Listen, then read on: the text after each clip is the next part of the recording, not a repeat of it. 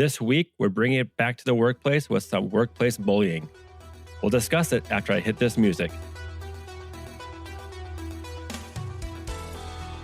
Joining me this week is fantasy horror author A.G. Flitcher. How are you doing today?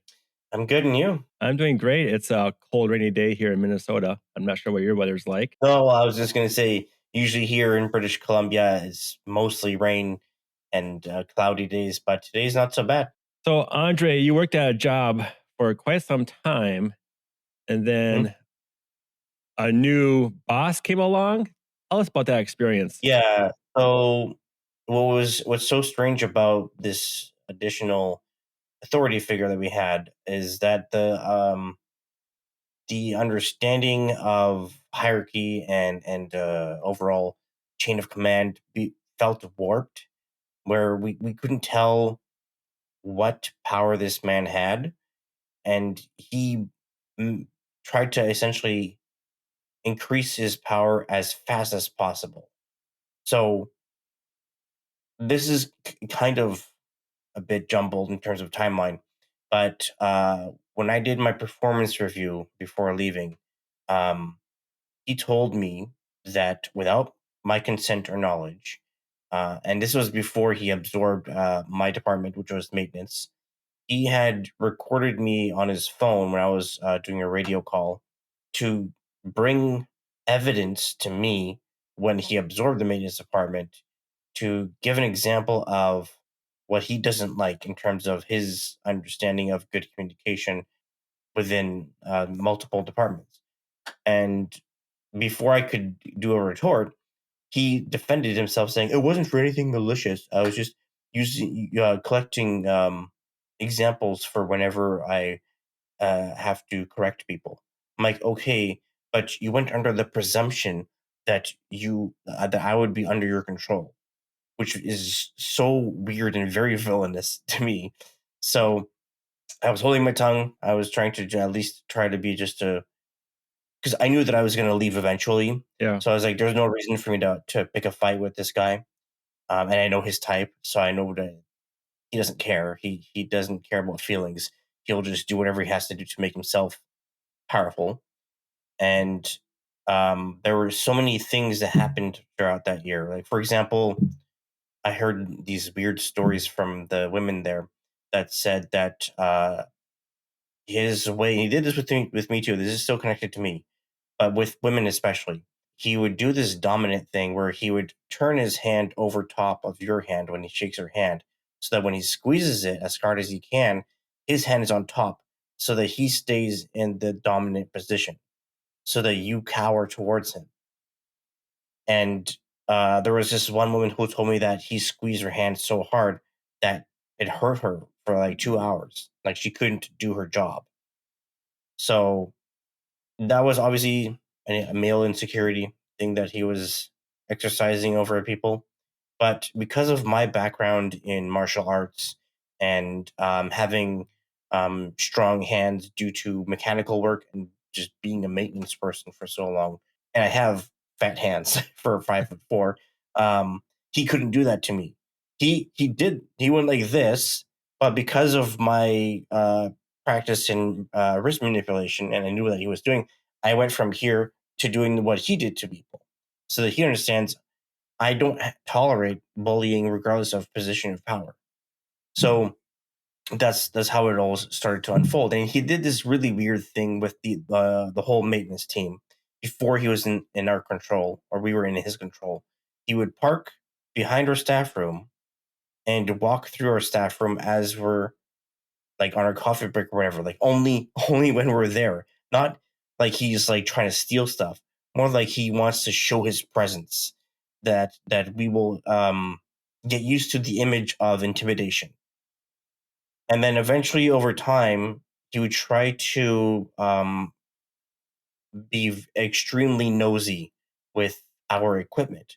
So for example, we're with our boss. He doesn't have his own office. He stays with us. We'll hear him like in the hallway where we have all of our cabinets with all our tools, and he's looking through everything. I'm like, what are you doing? That's not your department. You can't take our tools.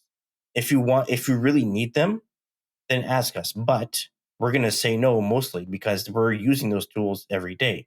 So one day he comes in from the other side where like the front entrance door, and he's like, "Hey, can I use some of your tools?" And we say, "No, we're using them today." And he's like, "Is this a financial thing? Is this a uh like why can't I use your tools?" And we're like, "It's not a financial thing. It's a use thing. These are maintenance tools only." And he would give us a stink eye, close the door, and like a dramatic shitty actor, he would look away and then give us the mean stare and then go away. What was the He purpose did of that. him? What was the purpose of him needing your tools? I think what he was trying to do was just slowly infiltrate all departments so that he can have the say of this all belongs to me. So it's not just an intimidation thing. It's also him subtly saying it doesn't matter how much you guys complain, all of this will be in my control. So when he absorbed them in his apartment, he started changing the entire structure of how we do things, where things go. He started even like including a bunch of cameras everywhere so no one could hide. And this is what really made me feel bullied and uncomfortable. So I was at the back of the zoo, which is the kind of place that I worked at. And when I say the back of the zoo, I'm like against the perimeter fence of the farmers on the other side. Okay. So no one can see me other than whoever is working with me. And I was by myself. And I see from the corner of my eye, like maybe like a 5 minute walk from where I was, um, my boss talking to him, and he comes up to me, this director of operations, and I'm like, I'm not talking to you. I know the kind of person you are. You want, because here's the thing about his personality in terms of how he tries to utilize psychology. He waits for you to speak first so that he can catch every nuance and word choice like a politician and use those same words against you to feel inferior and submissive. So that's why I purposely don't look and I don't say anything. I wait for him to make the first move so I could do the reverse to him because I'm used to being street smart. So I turn around slowly with my tool in my hand, I'm pointing at him, and I'm like, "Yes, how can I help you?" He's like, "So Andre, you were caught speeding off site," and he also specified. He specified how fast I was going and where. So because I thought that was such a weird thing to say, I asked him, "How do you know that? Who reported this?" And he starts laughing very weirdly. And he's like, "A small community of people." So I'm like, "What does that mean? A small community of people? Do you know cops?" Like, anyway, the second, or sorry, before I sign out for that day, he wrote on the whiteboard that all vehicles that are being used off-site will have a GPS tracker. So literally, the day that I was so-called caught speeding, he puts this very like aggressive note of "you're being watched" kind of thing and monitored the whole time. And I was just like, "Why are you going so overkill?" So when I made this complaint to someone, I think it was to the general manager. I guess he got wind of it, and he starts pointing the finger at me for my accusatory tone and says, "Well, Andre, you were the one who came to me or came to the company with a report of someone parked down the road of your house that works at the zoo." I'm like, "Yeah, because I felt uncomfortable with someone going out of their way to be close to my property. It's not about me being honest or doing the company a service," which is what he was basically saying. It's just me feeling uncomfortable, and you're making me feel uncomfortable. So what was so funny about that, the reason why I didn't really fight him on that example is that it's all he had. It's the only example he had of loyalty to the company. That's how he tried to manipulate people. But overall, what I'm trying to get to here, in which why so many people quit, is that the people that really enjoy their jobs and were very passionate about it, their overall confidence and ego were so damaged that they're like, well, I don't want to put up with this, especially for what I'm being paid. So bye. And there's actually a bit of an upside to it with this bullying and various form of intimidation. It made people realize, I have great value, and if it's not being seen here, I'll just go somewhere else. But at the same time, it's still hurtful not to someone like me who was only there to have a steady job and then move on to something else. But for those who want to stay there, who feel like the trust and the family aspect of that company basically was erased in like the blink of an eye. So yeah, that's and I haven't even gotten to the worst part yet. The worst part was when I gave my 2 week notice for quitting. So first off, I didn't want to deal with him. Didn't want to deal with my boss. I wanted to just do it discreetly without hiding myself, so that I don't hurt the company. Because I still appreciate everything that they've provided me. It was just this one caveat that I had to get over. So I emailed the general manager after having received another job, and explained why I'm leaving as politely as I could. And then the second that I went back to work, I was in the carpentry shop just looking for stuff, and I can feel him behind me, just watching me. And I was just like, I only have 2 weeks. I don't care. If he wants to watch me and ask me a question, fine. So he's watching me very quietly. He's like, "What you doing?" I'm like, "I'm working." Where you headed? And I was just so annoyed with him being very nosy. I just went like this. I just pointed in a random direction, and he's like, "I'll follow you out." I'm like, "I don't want you to follow me out, but fine. I'm just gonna ignore you." So he's following me through the carpentry, through the welding area, and then asks me, I got your email." I'm like, "I didn't send you an email, but I'm guessing it was passed on to you." And he said, "Did you not want people knowing you're quitting?" And I said, "No, it's just there's no such thing as privacy here. And in order for me to get one on one with my boss, which I made, I said it on purpose to make him understand, you're not my boss. You're just a higher chain of command. I don't answer to you directly." And that's what he always tried to do. Anyway, so he just kind of nodded because he didn't get the nervous reaction that he wanted from me.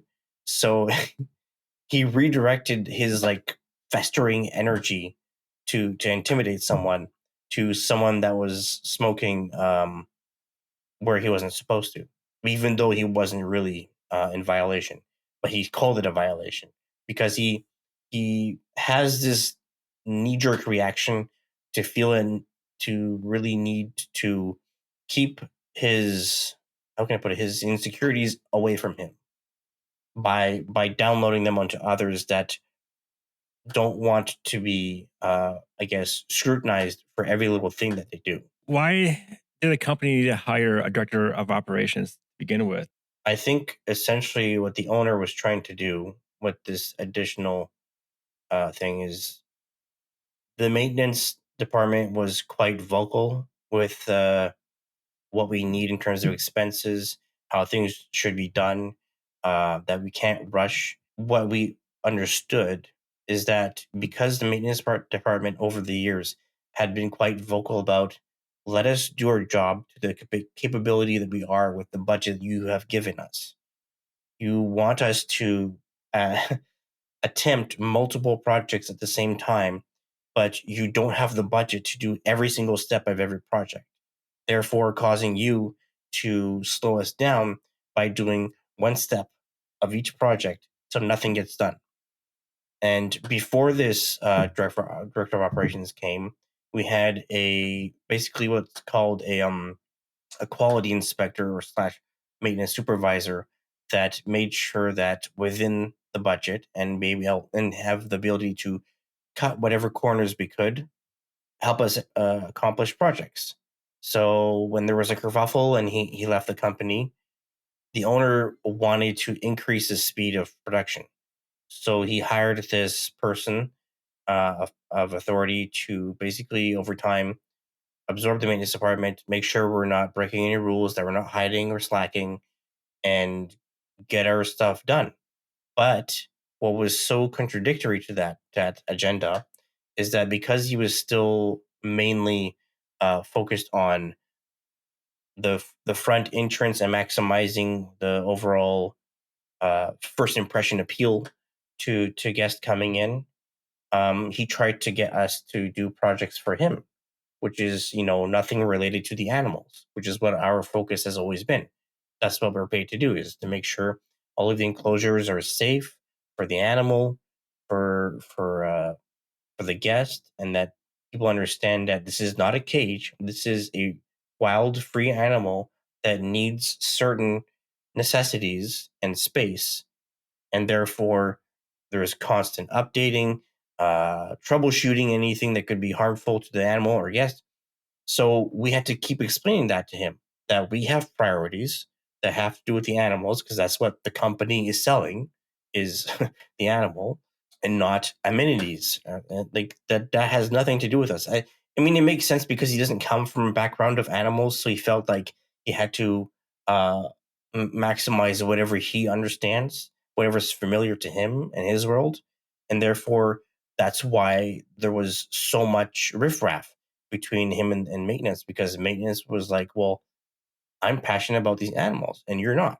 So why were you permitted to absorb our department when we have nothing to do with your world that you understand? So eventually, in the course of like the last 6 months that I was there, I think it was like 15 employees that left from all departments, maybe more. So the zoo thought maybe the maintenance people weren't getting their work done in time, or 'cause I'm starting to wonder if the zoo purposely hired a guy like this because maybe they didn't trust you guys. Because you told them we don't have the budget to do this, but they want you to get this done anyways. I don't think it's a trust thing. I think it's just nervousness for increase of cost. Okay.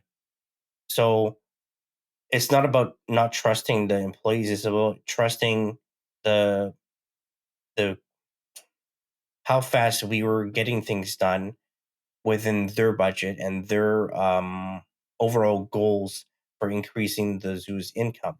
But the problem with that is that their approach to marketing and the income flow every year was so inconsistent and had nothing to do with us. It just had to do with the logic of the place. Yeah. There's only so much you can do privately with a zoo. That's why most zoos in Canada are run by the government of whatever province that's from. I think we were the only privately run zoo. Everything else is municipal, so that's why they have better results of not just traffic flow, but also how things are maintained, because it's also it's slash government slash environmental, approach to things. We're here in BC. It's basically just for the sake of profit. So the director of operations, he was also in charge of, was he in charge of your boss as well? Did you have like, it was you, your boss, and then him? This is what I'm trying to say, is he basically took every department under his wing, aside from uh, animal keepers and I think conservation. Those are Okay. the only two people, because he said, which was hilarious to me, he doesn't want to take on the responsibility of something that he doesn't understand. I'm like, yeah, but we're not just like workaday building workers. We're we're outdoor maintenance workers that work with animals. That's why before he took our department, the original director of animal care was the one we answered to, because she needed us to focus on the animals. Yeah, that makes But sense. when when they were having their manager meeting, they flipped it to him, and that's why we were so frustrated and so untrusting of this man, because we knew how he thought and what he thought of us. To me, it sounds like the person who owned the zoo is the real bully because he Mm. purposely hired this guy. I'm really curious what his job description was. Because to me, it Yeah. sounds like the owner of the zoo wanted you to do work that was beyond your scope of your job description, Mm. and you guys fought back on that. So he hired this prick come in to do his dirty work to get you guys to do it. The problem with that is that he was advised by the consultant that in Montreal, who was the original general manager, to do things little by little.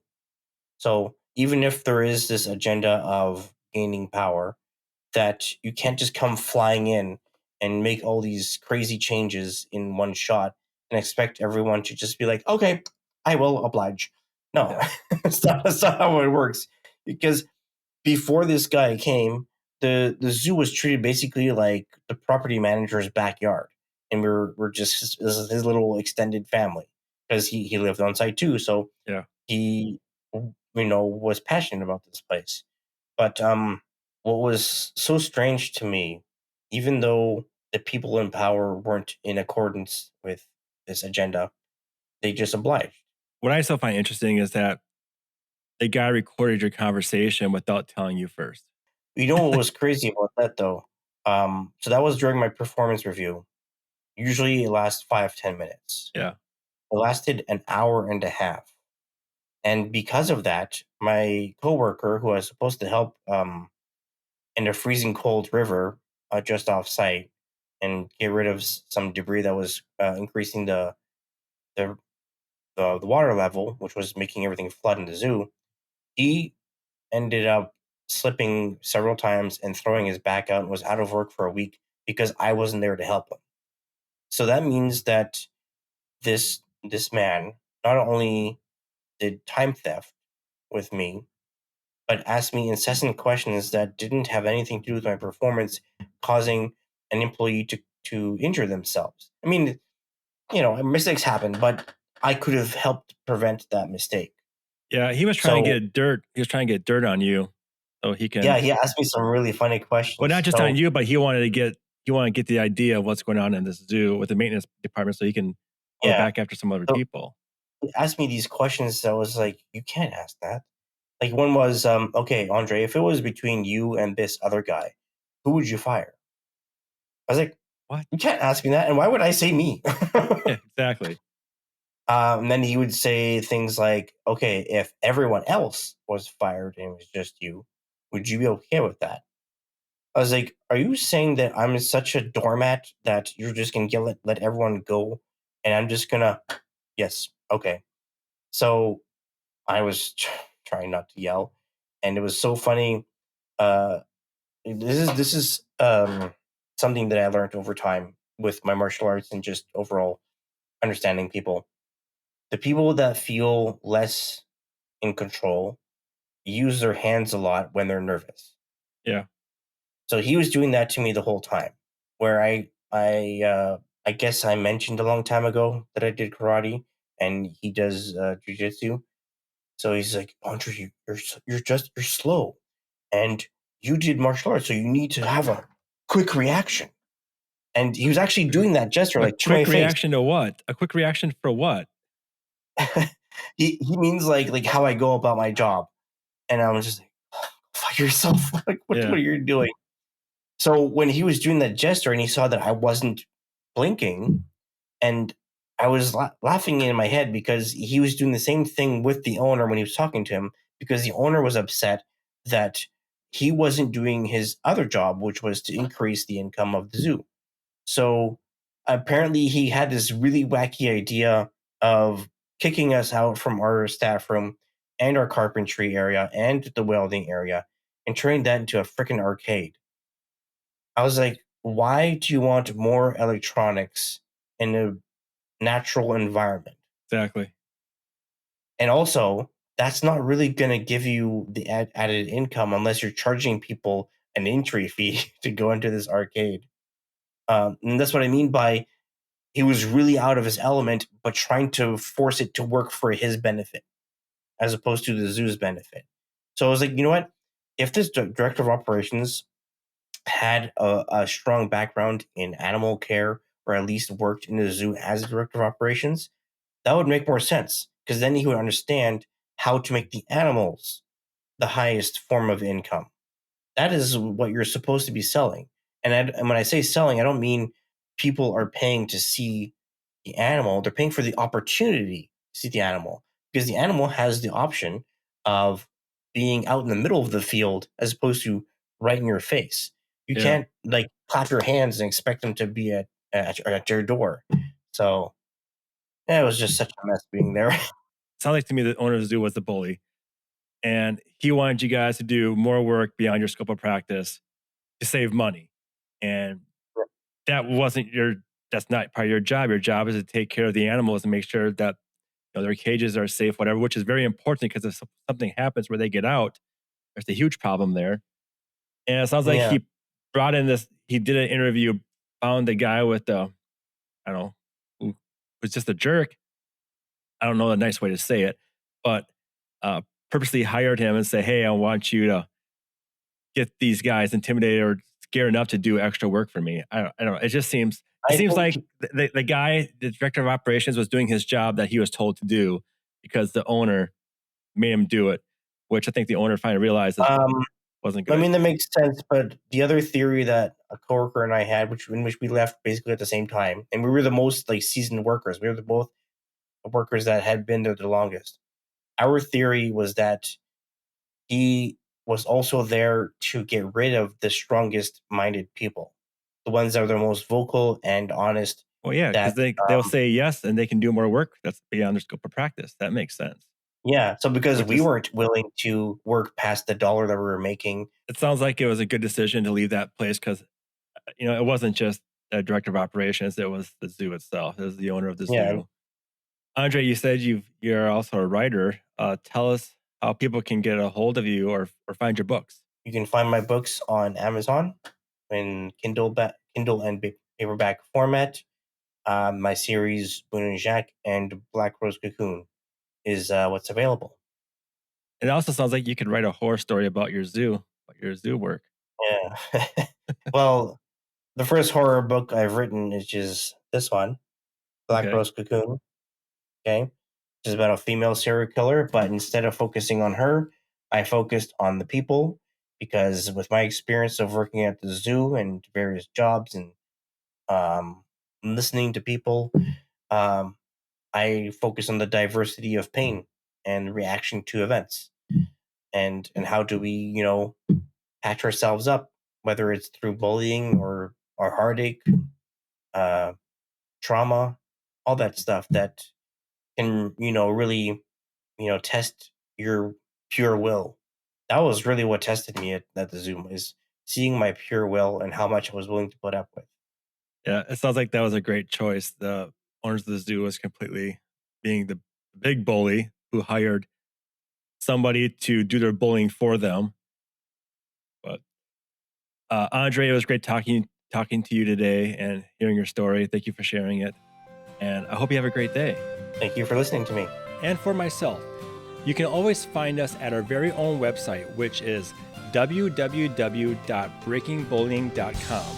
You can also reach out to us at our email address.